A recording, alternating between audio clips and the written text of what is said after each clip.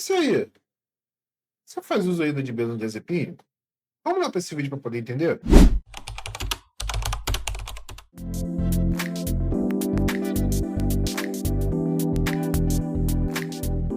Então, gente, hoje a gente vai falar aqui sobre o benzodiazepínico, né, um dos remédios aí mais famosos que tem, né, da nossa área, né, o famoso, né, tarja preta, né.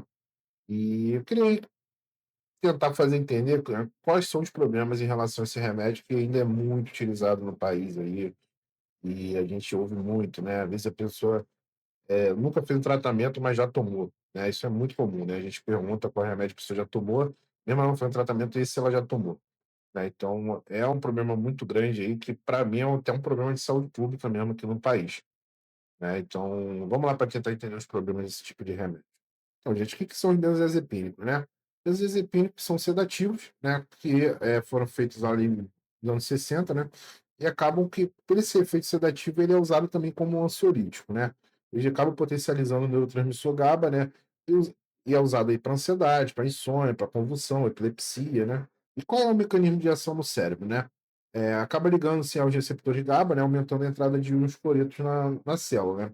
Gera essa hiperpolarização que é a redução da excitabilidade neuronal, né, e redução da atividade neuronal. Então, assim, uma coisa é, quando a gente faz um remédio e a pessoa, por exemplo, está em pré-epilético ou num estado de ansiedade, ela está realmente em uma situação de estabilidade. Então, a gente precisa reduzir essa estabilidade, está tendo uns disparos ali, né? Disparos de ondas, né? De potenciais de ação do neurônio à torta e à direita, né? Sem nenhum critério, né? Então está tudo desorganizado. Então, essa redução da acessibilidade realmente vai resolver a situação, só que aí você tem esse segundo problema. Como reduz a atividade do neurônio, né, o uso crônico disso vai gerar uma depressão, né? O que que é uma depressão? Quando você olha o relevo, né, a montanha, né, e quando você tem uma queda, a queda é chamada de depressão. Então você tem uma depressão ali. Depressão é nada mais que a queda da atividade neuronal. Então, a pessoa tomando todos os dias, uso crônico, vai gerar uma redução de atividade neuronal que é igual à depressão. Então, realmente, esse remédio gera depressão, gera depressão. Fala um monte de vezes que às vezes realmente as pessoas tomam e melhora uma coisinha, né? Mas a consequência dele é muito grande, tá, gente? É muito grande, né? Então tem esse efeito calmante, né? Que é essa sedação, né? E redução da ansiedade. Isso vai acontecer, só que tem um outro problema, né? Que é o problema de uso a longo prazo. Então acaba que uso contínuo, né? A pessoa vai usar uma vez, por exemplo, teve uma ansiedade, teve uma crise de ansiedade, tomou, melhorou muito. Poxa, eu sempre que eu tiver, eu posso tomar. Só que se ela tomar mais algumas vezes, o organismo vai ficar adaptado e quando não tiver um remédio no seu sangue, vai acusar. O remédio vai fazer o seu corpo pedir mais em sintoma. Então acaba que esse é um mecanismo muito grande que a pessoa acaba aumentando esse remédio também, né. Ah, estava usando um por dia, aí vamos dizer, toma todo dia à noite, fica bem. Aí daqui a pouco para de funcionar e durante o dia já começa a ter sintoma de novo, aí passa a tomar 2 vezes ao dia, de manhã ou durante o dia e à noite. Isso vai piorando, vai piorando. Aí aquela dose que está tomando já não está fazendo efeito, aí aumenta. Né, então, assim, é um remédio que escala muito, né, aquele de gota, então, é uma coisa terrível, né, tenebroso aquilo, né, que a pessoa facilmente toma mais, né, e sentiu que não está fazendo efeito, vai aumentar, quando vê, 50 gotas por dia, não sei quantas gotas por dia, já vi tudo que é absurdo, né. Então, realmente, é um remédio que tem que tentar reduzir, gente, reduzir, não adianta. Tá? E aí você tem a adaptação, né, que você vai ter uma redução da resposta ao medicamento, né, e isso vai gerar uma tolerância, né, vai cada vez ser necessário mais doses, isso é terrível, terrível mesmo, né. E essa dependência é compatível realmente com uma droga ilícita qualquer, né. Você vai ter impacto muito grande na memória, na plasticidade cerebral, né, uma coisa aí que às vezes a gente vê muito essa reclamação, né, de a pessoa não conseguir formar ou recuperar a memória, a pessoa não vai esquecer das coisas, vai esquecer onde botou as coisas, né. Essa redução da plasticidade aí, que é neuronal, que é uma coisa essencial para a gente, ter uma adaptação, né, eh, ter uma, qualquer coisa que a gente, atue no nosso na nossa parte neuronal, você tem uma adaptação ali para tentar fazer uma conformidade em relação a isso, vai reduzir, né. Então é associado também à redução, cognitiva aí a longo prazo, a pessoa vai cada vez com mais dificuldade de entendimento das coisas, redução de cognição, né, e isso aí acaba, sendo um maior risco de desenvolver demência, né. Tem vários estudos, né, que você tem um nível de comparação de idosos que nunca tomaram benzo e idosos que tomaram benzo. Os que tomaram benzo, a prevalência de demência é muito mas muito maior, gente, não tem nem comparação. Então, realmente, é um remédio aí terrível. A palavra é terrível. Então, a depressão, né? Por que você vai ter depressão, né? Como eu falei, né? A depressão é a redução da atividade neuronal. Então, como o neurônio está funcionando menos, está trabalhando menos, está com o metabolismo mais lento, acaba que vai diminuir a produção de serotonina e noradrenalina, que são neurotransmissores aí fundamentais na depressão, né? Então, eles estando reduzidos, vai ter depressão sim. Né? E acaba que você tem que usar um remédio para tentar equilibrar esse problema que o primeiro remédio, né, o benzodiazepínico, está dando. Né. Então você tem um sintoma clássico de anestesia emocional, né, uma apatia, a pessoa usando a longo prazo, essa apatia é sintoma depressivo, tá. E o risco de agravamento de qualquer quadro depressivo existente. Então se a pessoa tem depressão, não pode tomar benzodiazepina. Lógico, o benzodiazepina pode ser o causador, mas se ele já tem depressão e bota o benzodiazepina, vai piorar o quadro, tá. E aí vai ter que usar mais antidepressivo para tentar compensar essa situação. Então, essa situação vai acontecer com todo mundo que usa benzodiazepina. Então, a chave é nunca tomar. Se você não foi prescrito, não tome, não tome, gente, de maneira alguma. Os efeitos colaterais comuns, né, a sonolência, tontura, né, a dificuldade de coordenação, de concentração, né, quedas principalmente em idosos, né, acaba aumentando o risco de queda, e aí realmente você tendo uma morbidade muito maior depois disso, né. E tem muita interação perigosa com outros remédios, principalmente o álcool, que associado à situação é fatal, né.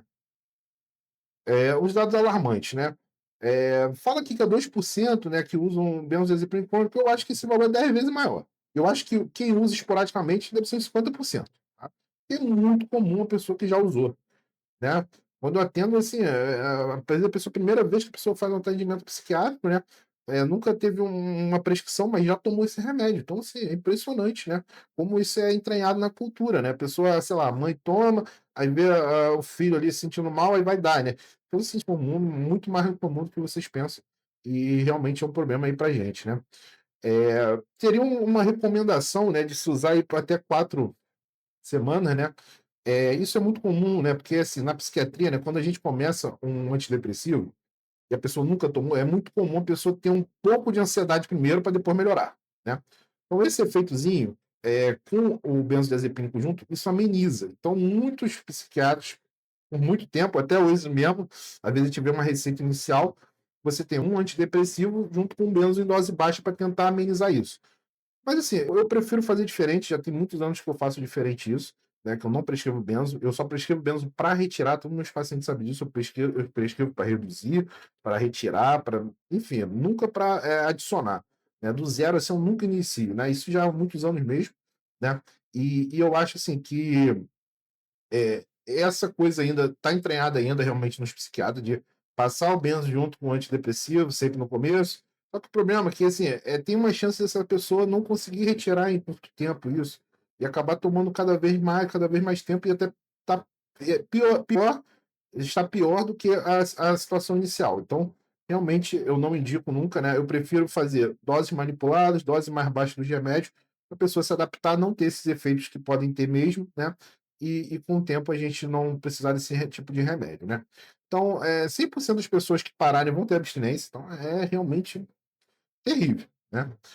E também tem até risco de convulsionar aí quando tira abruptamente, que não é o caso, né, a gente não recomenda isso de jeito nenhum, não pare de tomar de maneira nenhuma, abruptamente, tá. Então, quais seriam as alternativas, né. Fitoterapia, né, você pode fazer fitoterapia, calmantes naturais, né, são melhores opções, com certeza.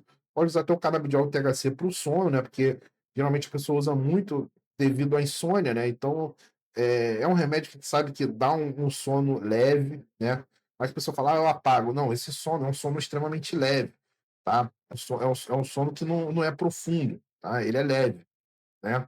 Então você apagar e não ver nada, não ter sonhos, é um sonho ruim, né. Então é um sono ruim, né. Então, infelizmente, ele dá realmente a pessoa usa muito para que acha que induz seu sono bem e tal, mas tem problemas muito grandes associados, né.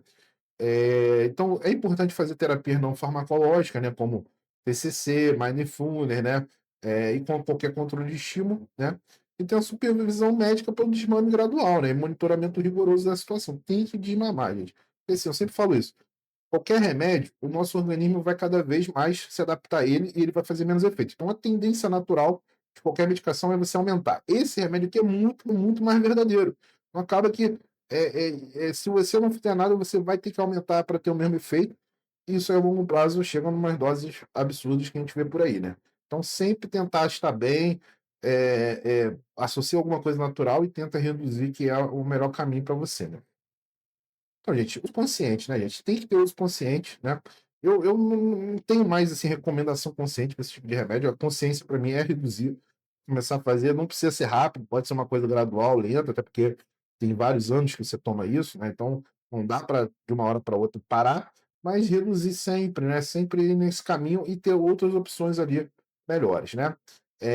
Então, procurar medicamentos mais eficazes e menos perigosos também, né? Conhecer risco aí, principalmente, né, de danos cerebrais, né, buscar sempre acompanhamento médico e realmente priorizar aí tratamento seguro e integrado, tá bom, gente? Gente, esse vídeo dá um trabalho, gente. Curte, compartilha, comenta comenta aí se você já tomou, compartilha com aquela pessoa que você sabe que toma bastante, pode ajudar ela esse vídeo. Tudo de bom pra vocês, hein. Tchau, tchau.